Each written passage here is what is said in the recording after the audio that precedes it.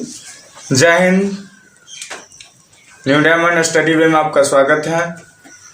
आज चलेंगे class 9th के लिए।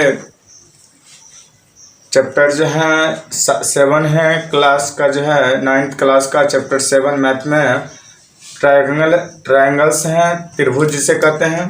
त्रिभुज के बारे में पहले इंट्रोडक्शन देख लूँ, उसके बाद आगे जो है नेक्स्ट में आपका जो है चैप्टर बाय चैप्टर टाइम से और सिलेबस के अनुसार क्वेश्चन आंसर डील किया जाएगा। अभी जो हम चलेंगे ट्रायंगल के बारे में जानते हैं। ट्रायंगल जानने से पहले मैं पॉइंट 0 से चलता हूँ।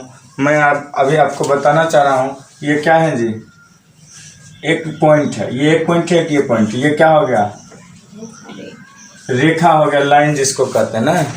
और इसी को 3 भाग में ले लीजिए, लाइन किसी तरह ले लीजिए। अब मान लीजिए एक लाइन ये ले लीजिए, एक लाइन ये ले लीजिए, 2 लाइन हो गया और एक लाइन ये सटा दीजिए। कैसा लगता है त्रिभुज के लिए ना। अब देखिए इसमें ये क्या हुआ, साइड हो गया, क्या हो गया, साइड हो गया, क्या हो गया, साइड। ये क्या हो गया, साइड हो गए, ये क्या हो गया, साइड होंगे। और ये जो आप देख रहे हैं ये क्या होंगे, एंगल हो गए, क्या हो गया, एंगल। एंगल को हिंदी में क्या कहते हैं पता है, कोण कहते हैं, कोण। इस आधार पर हम चले, इसका नामांकन करते हैं A B C।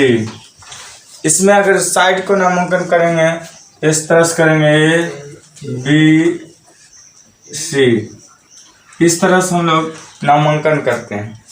अब जो हम त्रिभुज का परिभाषा करेंगे तो क्या कहेंगे, 3 भुजाओं से घिरे क्षेत्र या 3 एरियाओं से ना, तीनों चारों तरफ से देखिए, यहाँ देखिए, इधर से लेके सभी जगह क्लोज कर दिया ना, सभी जगह ब्लॉक कर दिया।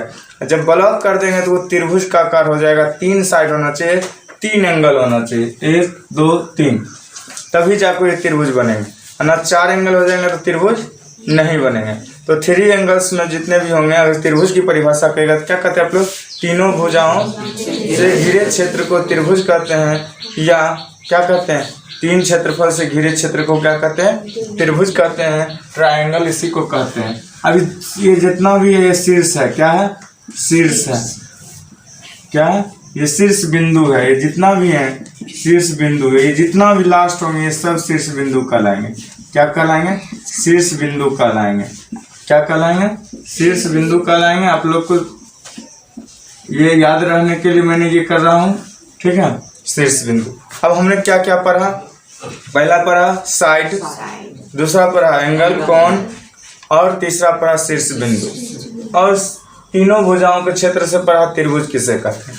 अब इसमें कई प्रकार के त्रिभुज होते हैं ना। आप लोग देखे होंगे त्रिभुज की प्रकार, एक प्रकार आप देखे होंगे, कौन सा प्रकार, एक मैंने बोला था समबाहु त्रिभुज, समबाहु त्रिभुज। दूसरा मैंने बोला था समद्विबाहु त्रिभुज, समद्विबाहु त्रिभुज। तीसरा मैंने बोला था विषमबाहु त्रिभुज, विषमबाहु त्रिभुज। और अगला मैंने बोला था समकोण त्रिभुज। क्या बोला था, समकोण त्रिभुज। सभी का इंग्लिश नाम आपको पता होगा, पता कर लीजिएगा। अभी मैंने इसमें कोई इंगित नहीं करूंगा इंग्लिश नाम, ठीक है। समबाहु त्रिभुज, सम का अर्थ क्या होता है, समान। बाहु मतलब क्या होता है, भुजा। सम मतलब समान, सम का अर्थ समान। बाहु का मतलब भुजा। भुजा का अर्थ यही हुआ कि ये जो साइड जो देख रहे हैं ना, साइड, यही हुआ भुजा। और सम मतलब होता है समान। तो समान भुजा जो रहेगा उसे क्या कहेंगे, समबाहु। समद्विबाहु, समान द्वि मतलब, द्वि मतलब 2, सम के समान और द्वि का अर्थ 2, और बाहु का अर्थ क्या होगा, भुजा। तो 2 भुजाएं समान हो तो क्या होंगे, वो समद्विबाहु होंगे। विषम, विषम का अर्थ होता है कि हर तरह से अलग अलग, सभी डिफरेंट होना चाहिए। क्या होना चाहिए? डिफरेंट होना चाहिए, अलग अलग होना चाहिए। सभी का भुजाएं क्या होना चाहिए? अलग अलग होना चाहिए, विषम होना चाहिए। वो क्या है? विषमबाहु त्रिभुज। अब अगर इसकी परिभाषा लिखना चाहते हैं तो आप इस तरह से लिखिएगा, समबाहु त्रिभुज किसे कहते हैं? त्रिभुज किसे कहते हैं मैं बता चुका हूँ। अब समबाहु त्रिभुज किसे कहते हैं तो क्या कहेंगे? ऐसा त्रिभुज जिसकी सभी भुजाएं समान हों, क्या होंगे? समबाहु त्रिभुज कहेंगे। जब समद्विबाहु त्रिभुज की बात कहेंगे वैसा त्रिभुज जिसकी दो भुजाएं समान हो परंतु तीसरी भुजा भिन्न हो उसे क्या कहेंगे? समद्विबाहु त्रिभुज कहेंगे। और अगर जो मैं कहूँगा विषम बाहु त्रिभुज तो ऐसा त्रिभुज जिसकी सभी भुजाएं समान न हो अर्थात भिन्न भिन्न हो उसे मैं क्या कहूँगा? विषम बाहु त्रिभुज कहेंगे। समकोण त्रिभुज का आपका आकार भी मैं बता देता हूँ, आप लोग पढ़े होंगे। सीधे ऐसा होगा, ये सभी भुजाएं अलग अलग होंगे लेकिन आकार किस प्रकार के होंगे?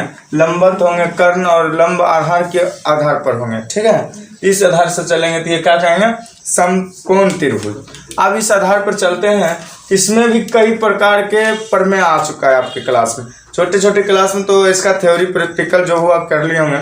अब 5 प्रकार का आपका जो है प्रमेय आया हुआ है, 5 या 6 7 8 है, मैं बता दूं। प्रमेय 7.1 प्रमेय 7.1 का नाम जो दिया गया है वो दे दिया गया है ASA। क्या दिया गया है? ASA।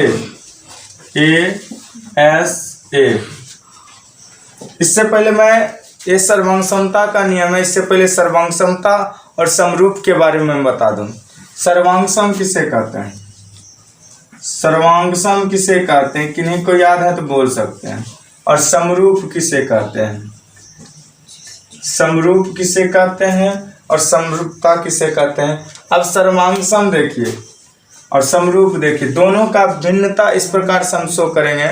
समरूप ऐसा होना चाहिए, अगर ये त्रिभुज दिख रहा है जी, ये 2 त्रिभुज अगर जिसकी भुजाएं 4 4 4 हैं या जो भी हो, अगर यहाँ भी 4 है, यहाँ 5 है, यहाँ 3 है, ठीक है, यहाँ भी 5 4 3 है, ये क्या दिख रहा है? सभी का भुजाएं का जो मान होते हैं सभी का क्या है?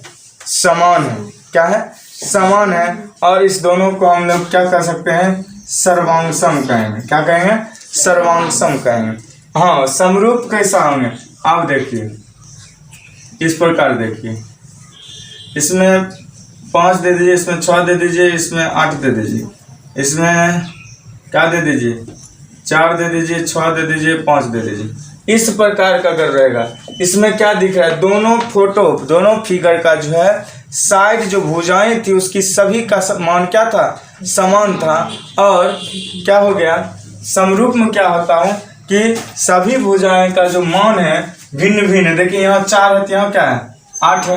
यहाँ 5 है तो यहाँ क्या है? 6 है। यहाँ 6 है तो यहाँ क्या है? 5 है। सभी एक दूसरा के भिन्न भिन्न नहीं है। तो हम ये कह सकते हैं ये इसकी भुजा समान, इसकी भुजा समान, इसकी भुजा समान है, इसलिए क्या कहलाएंगे? सर्वांग कहलाएंगे। और समरूप क्या कहलाएंगे? समरूप क्या कहलाएंगे? समझ रहे हैं? सभी जो है इसका जो है साइज जो होंगे, शेप जो है क्या होंगे?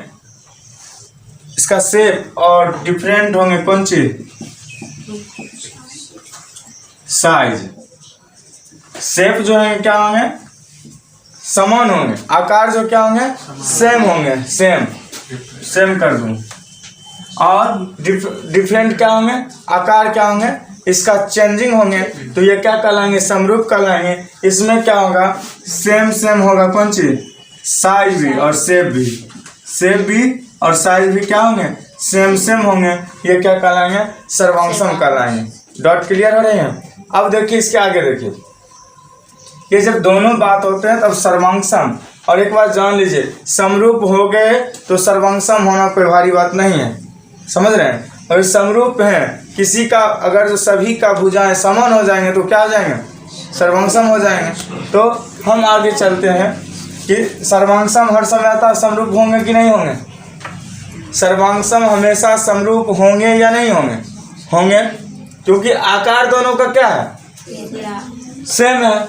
शेप क्या है? सेम होना चाहिए। लेकिन यहाँ जो है डिफरेंट साइज हो गया, इसलिए सर्वांग सम तो है जरूर ना, इसका आकार तो सेम है, लेकिन क्या हो गया? डिफरेंट होने के कारण इसका क्या हुआ? समरूपता। समरूपता का नियम कैसे करते हैं? ऐसे कर देते हैं ना। चलिए अब इसके आगे जो चलेंगे क्या है विशेष में मैं देख लूं। इसमें सर्वांग सम का नियम कहते हैं इसको क्या कहेंगे? AS सर्वांग सम का नियम।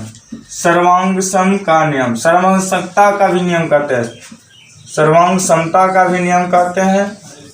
ठीक है, अब इसके आगे देखता हूं क्या है इसमें कि सर्वांग समता का नियम कुछ ऐसे दिए गए हैं जो प्रमेय के रूप में दिया गया है, जो 7.1, 7.2, 7.3, 7.4, 7.5, 7.6, 7.6 और 7.7, 7.8 तक जो है हम आपको बताना चाह रहा हूँ। इसमें इसलिए डिटेल्स में प्रमेय के थ्रू में बताना चाह रहा हूँ, ऐसे मौखिक में भी बता दूंगा। ठीक है, अब मैं बता देता हूँ। AS का मतलब क्या होता है सो आप लोग जानते हैं। A का मतलब मैंने लिखा था एंगल, और S का मतलब क्या लिखा था मैंने? साइड, जो आप देख रहे हैं। तो जिसका एंगल और साइड और फिर एंगल समान होगा वो क्या हो जाएंगे? सर्वांग समता का नियम के रूप में आएंगे। अब इसका क्वेश्चन का ले लूं, एक दो त्रिभुज इसके लिए बनाना पड़ेगा। जब भी सर्वांग सम होंगे तो क्या करना पड़ेगा? दो त्रिभुज बनाना पड़ेगा। त्रिभुज का नाम लिखिए ABCPQR। क्या है प्रभात? अब ये कोण का चिन्ह दीजिए, कोण। तीनों में कोण देना ही पड़ेंगे, भुजा देना ही पड़ेंगे। अब इसके आगे चलना है तो चलिए अब देखिए इसमें क्या करा? एंगल, साइड और एंगल। एंगल ये हुआ, एंगल ये हुआ, साइड ये हुआ, एंगल ये हुआ, साइड ये हो गया, एंगल ये हुआ। ये एंगल हो गया, ये साइड हो गया, ये क्या हो गया? एंगल हो गया। अब ये सभी आप समझ रहे हैं कि एंगल साइड एंगल के रूप में क्या होंगे। अब इसको मिलाने के लिए अगर जो मुझे क्या करना है, एंगल और साइड एंगल, अगर जो एंगल मैंने यहाँ दे दिया 30 डिग्री, ठीक है, और यहाँ भी 30 दिया तो दोनों समान है। अब फिर यहाँ 50 डिग्री दे दिया या 60 दे दिया और यहाँ भी 50 दिया तो एंगल क्या है? दोनों समान है। भुजा अगर जो ये हो गया, इस भुजा का मान अगर जो 8 है, ये भी 8 दे दिए, क्या हो गए? समान हो गए। अर्थात हमें जब दो एंगल समान हो जाए और बीच में भुजा है समान तो उसे क्या कहेंगे? ASA कहेंगे। क्या कहेंगे? ASA सर्वांग समता का नियम कहेंगे, या एंगल साइड एंगल सर्वांग समता का नियम कहेंगे। क्लियर? इसका परिभाषा है कुछ मैं इस प्रकार से दूंगा। दो त्रिभुज सर्वांग सम जब होते हैं, क्या कब होते हैं, ये मैं परिभाषा लिख दूंगा। तो देखा जाए अभी हमने ASA के बारे में बताया था ना, तो स्टार्ट करिए। ASA के बारे में मैंने अभी बताया था, जो एंगल साइड एंगल के रूप में जाने जाते हैं। इसका परिमेय का कथन क्या है? 7.1 मैंने दिया हूँ, इसमें देखिए क्या है कथन। कह रहा है दो, क्या कह रहा है? दो त्रिभुज।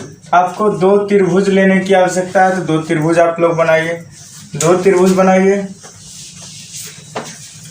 एक ABC का नाम दीजिए, दूसरा PQR बनाइए,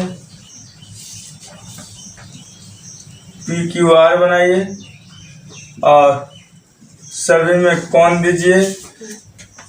सभी में कोण देने के बाद आप लोग भुजा के बारे में जानते हैं, भुजा तो आपका है ही। देखिए अब इसमें देखिए दो त्रिभुज सर्वांग सम होते हैं कब? यदि एक त्रिभुज की दो कोण, मतलब दो कोण, एक त्रिभुज की दो कोण, ये दूसरी त्रिभुज एक कोण दूसरी त्रिभुज के लिए देखिए, और उनकी अंतर्गत भुजा दूसरे त्रिभुज के दो कोण और उनकी अंतर्गत भुजा के बराबर हो तब होंगे। अब देखिए मैं उस वक्त बताया 30 और 50, 30 और 50, ये क्या दिख रहा है आपको? कोण दोनों दिख रहे हैं समान समान। इस बीच में जो साइड होंगे ये क्या होंगे? ASA के नियम से चलेंगे। किसके नियम से चलेंगे? ASA के नियम से चलेंगे। ASA के नियम के चलने के कारण अब हम लिख सकते हैं कोण B बराबर कौन सी, कोण Q। क्या लिख सकते हैं, कोण B बराबर कोण Q और कोण C बराबर कोण R। कोण C बराबर कोण R और भुजांक क्या होगा, BC बराबर QR। ये अगर जो होंगे किसका पालन करेंगे, AS A का पालन करेंगे। अब इसके आगे आप लोग को पता है कि अगर जो किसी भी त्रिभुज का मान मापा जाता है कितना डिग्री होता है, 180 डिग्री। अगर जी 30-50 है तो मान लीजिए अगला और जो होंगे सो हो जाएंगे। ठीक, अब देखिए दूसरा कह रहा है एक समद्विबाहु त्रिभुज की बराबर भुजाओं के सम्मुख कोण बराबर होते हैं। अभी किसका नियम से चलेंगे, AAS के नियम से। किसके नाम से चलेंगे, AAS के नियम से, AAS के नियम से। बराबर भुजाओं के सम्मुख कोण बराबर होते हैं। समद्विबाहु का अर्थ क्या होता है, दो ना। तो अब फिर दो त्रिभुज बनाइए आप लोग। स्पेस थोड़ा छोटा है तब पर भी बनाना ही पड़ेगा। ABC PQR सभी में कोण का मान दे दीजिए। ठीक है, अब इसमें AAS का अर्थ क्या होता है, angle angle side. Angle angle side, आप एंगल इसको ले लीजिए, इसको ले लीजिए, इसको साइड ले लीजिए, या इसको साइड ले लीजिए। ये एंगल जो हुआ मान लीजिए 50 डिग्री का है, ये 30 डिग्री का है। अब ये साइड यहाँ आ जाएगा, यहाँ भी क्या होगा 50 डिग्री 30 डिग्री, यहाँ क्या होगा साइड यहाँ आ जाएगा। ये किसके नियम की बात करेंगे, AAS के नियम। किसके नियम से काम करेंगे, AAS अर्थात कोण कोण भुजा या एंगल एंगल साइड के नाम से चलेंगे। क्लियर। अब हम चलते हैं, इसके आधार पर चलते हैं 3 नंबर। 3 नंबर क्या कह रहा है आप देख सकते हैं, SAS कह रहा है। क्या कह रहा है, SAS कह रहा है। क्या कह रहा है, SAS अर्थात उसका विलोम। किसी त्रिभुज के बराबर कोणों की सम्मुख भुजाएं बराबर होती हैं या परिमेय 7.2 के विलोम होते हैं। अब इसका विलोम जो होते हैं ये आप लिख लीजिए, और फिगर जो इसका आप लोग अपने समझने में आ गया है कि साइड एंगल साइड में क्या क्या आते हैं। हम लोग चलो छोड़ो सब, हम लोग कई प्रकार के त्रिभुज के बारे में जान रहे हैं। पहले मैंने जाना, क्या जाना, ASA के बारे में, उसके बाद AS के बारे में, उसके बाद क्या जाने, SAS के बारे में। अभी जो आप जानने जा रहे हैं SSS के बारे में ना। SS का अर्थ क्या होता है, साइड साइड साइड अर्थात भुजा भुजा भुजा सर्वंग समता के नियम। ठीक है, तो भुजा भुजा भुजा के सर्वंग समता का नियम का परिभाषा क्या है, सो गौर से देखिए। यदि त्रिभुज की तीनों भुजाएं, क्या कर रहा है, यदि त्रिभुज की तीनों भुजाएं एक अन्य मतलब एक दूसरे त्रिभुज की तीनों भुजाओं के बराबर हों तो दोनों त्रिभुज सर्वंग सम होते हैं। तीनों भुजाएं क्या होंगे, बराबर होंगे तो क्या होंगे, सर्वंग सम होंगे। एक त्रिभुज नहीं दो त्रिभुज के बारे में बात करने के लिए कह रहा है। आप लोग दो त्रिभुज के बारे में बात कीजिए, नामांकन कीजिए, ABCPQR। कौन देना है दे दीजिए, कोई दिक्कत नहीं है। क्लियर। अब देखिए, अब इसमें देखिए क्या कर रहा है, भुजाएं के बारे में कह रहा है। साइड साइड साइड, एंगल की बात नहीं कर रही है, समझ रहे हैं ना, सिर्फ भुजाएं की बात। अगर जो भुजाएं यहाँ 4 हैं, यहाँ 5 हैं, यहाँ 6 हैं, ये भी 4, ये भी 5, ये 6 होंगे तो क्या होंगे, ये सर्वांग समता होंगे। किसके बदौलत, side side side side side side side side side अर्थात इसका जितनी भुजाएं थे दोनों का भुजाएं क्या होते हैं, समान। ये थ्योरी हमें याद रहना चाहिए हर हाल में, क्योंकि आगे जो क्वेश्चन आने वाले हैं उसमें आपको इसको जब दर्शाना पड़ेगा, ये दिखाना पड़ेगा, उसको फरमाना पड़ेगा कि इस नियम के अनुकूल मैंने इस क्वेश्चन को डील किया है। क्लियर है। अब देखिए दूसरा क्या है, गौर से देखिएगा ना तो आप लोग आराम से समझ जाइए। ये क्या क्या आया, साइड साइड साइड के नियम से आया। ठीक है, लॉ से, ठीक, थ्योरम से। अब देखिए RHS, R से होता है राइट, S से होता है हाइपोटेनस और S से होता है कौन सी साइड। तो हम लोग जानते हैं समकोण त्रिभुज कैसा होता है, इसी प्रकार का होता है। इसको हम क्या करते हैं, इसको बेस करते हैं, इसको हाइपोटेनस करते हैं, इसको क्या परपेंडिकुलर करते हैं ना, क्या कहते हैं परपेंडिकुलर बेस और हाइपोटेनस। अब इसमें देखिए समकोण त्रिभुज का माप ठीक 90 डिग्री का होते हैं। इसका नाम भी उसी प्रकार आप दे सकते हैं ABC। ये क्या कह रहा है सो गौर से देखिए, यदि दो समकोण त्रिभुजों में, अब दो समकोण त्रिभुज बनाना पड़ेगा आपको, दो बनाइए। नामांकन आप दे सकते हैं अपने तौर पर, मेरा अभी नामांकन ABC और PQR चल रहा है, आपको जैसा लगेगा वैसे बना लीजिएगा। आपका त्रिभुजों में एक त्रिभुज का कर्ण, मतलब ये त्रिभुज का कर्ण, इसे हाइपोटेनस से कर्ण कहते हैं, ये हाइपोटेनस हुआ कर्ण, और एक भुजा, और एक भुजा क्या हुआ, भुजा मतलब क्या होता है, कोनो भुजा ये हो या ये हो, दोनों कोनो हो ना।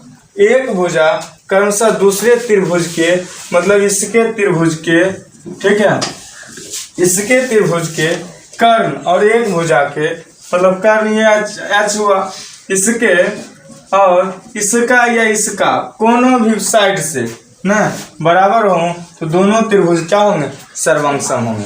अर्थात अगर जो हाइपोटेनस कुछ भी दिया हुआ, ठीक है, क्या दिया हुआ, हाइपोटेनस कुछ भी दे दिया है, कर्ण कुछ भी दे दिया, उससे कोई मतलब नहीं, मतलब ये देना है 4 है, ये 4 है, ये H है, इसमें H में जो भी देना होगा।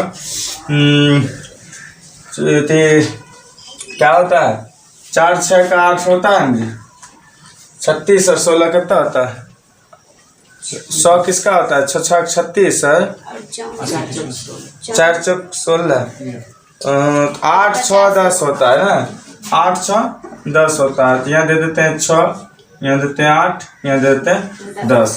अब देखिए, अब अगर जो इसमें से देख लीजिए कि ये कर्ण दिया हुआ है ना, ये कर्ण ये हुआ, और इसमें से कोनो साइड बराबर, अगर यहाँ भी 8 दे दिया गया, ठीक है, या यही 8 दे दिया जाता ना, तो हमें क्या होता है, ये सर्वांगसम हो जाते हैं, क्योंकि ये समकोण त्रिभुज से दोनों साइड में किसी भी साइड का मान दे देंगे, कहीं से कोई परेशानी नहीं है।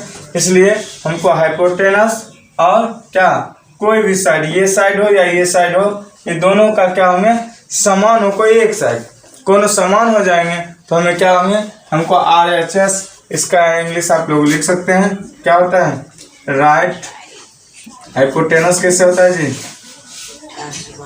Hypotenuse side, clear. इस नाम से हम कहेंगे, इसको कह देंगे राइट हाइपोटेनस साइड। सर्वांगसमता के नियम से हम चलते हैं।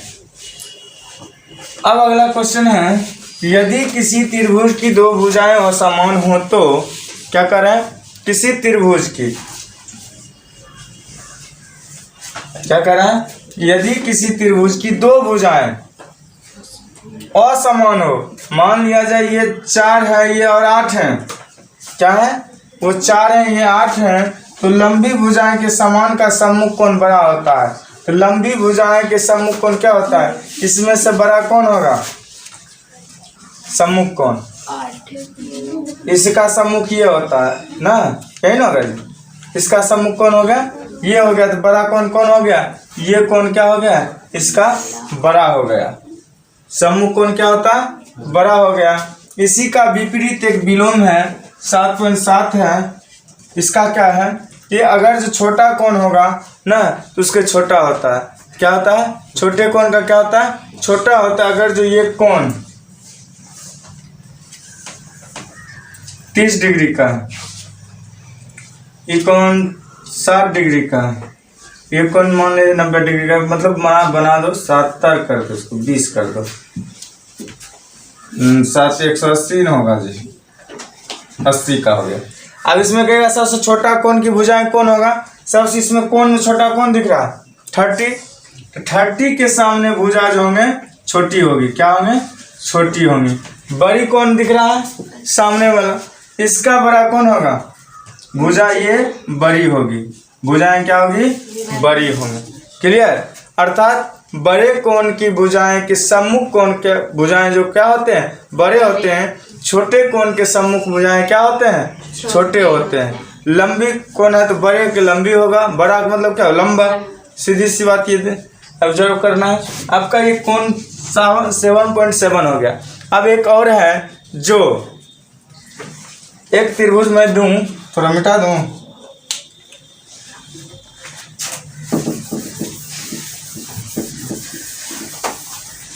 अब देखा जाए गौर से, मैं एक त्रिभुज बनाने का प्रयास करता हूं। जो ये त्रिभुज है आपका, इसका नाम तो आपको पता है BC, कोण का मान ना, और भुजा का नाम भी पता है ABC ना। तो हम अगर जानते हैं कोण के बारे में, अगर जो AB भुजा है, क्या है, AB भुजा है और BC भुजा है प्लस BC भुजा है, ये क्या होगा, हर वक्त AB भुजा है तो BC से क्या होगा, AC हर वक्त बड़ा होना चाहिए। इसी प्रकार अगर जो AC प्लस BC बड़ा कौन होगा इसमें, AB। फिर लीजिए कौन चीज, BC प्लस AB, नहीं हाँ ये दोनों अब AC, हाँ AB प्लस AC ना, AB प्लस AC, ये बड़ा किसका होगा, BC का ना, किसका होगा, बड़ा। अर्थात दो कोण मतलब दो भुजा जब होगा तो तीसरी भुजाएं क्या होंगी, बड़ा होंगे। 7.7 जो होता है आपका थ्योरम वही बताएगा, 7.8। ठीक है। अब इसके आगे ये भी हो सकते हैं, अंतर में भी होते हैं। क्या होते हैं, अंतर में क्या होते हैं, अगर जो इस आधार पर चले तो इसमें क्या बन रहा है, A प्लस B बड़ा कौन होगा C, B प्लस C बड़ा कौन होगा A प्लस C बड़ा कौन होंगे B। इसी आधार से अंतर में अगर जो कहेंगे, ये योग में पूछे, अंतर में कहेंगे तो क्या होगा, छोटा होगा। क्या होगा, अंतर में कहेंगे तो क्या होगा, एकदम विपरीत होंगे, छोटा होंगे। इसको भी बना दूं तो देखिए, A माइनस B का छोटा कौन होगा, C से छोटा होना चाहिए। B माइनस C किससे छोटा होना चाहिए, A से। फिर बोलिए A माइनस C किससे छोटा होना चाहिए, B से। ये आपका जो है थ्योरम है, प्रमेय है। और इस प्रमेय को आप जानकारी बहुत ढंग से समझ जाइएगा तो अभी जो 7.1 आने वाला है उसमें बहुत सी आसानी होंगी। क्लियर।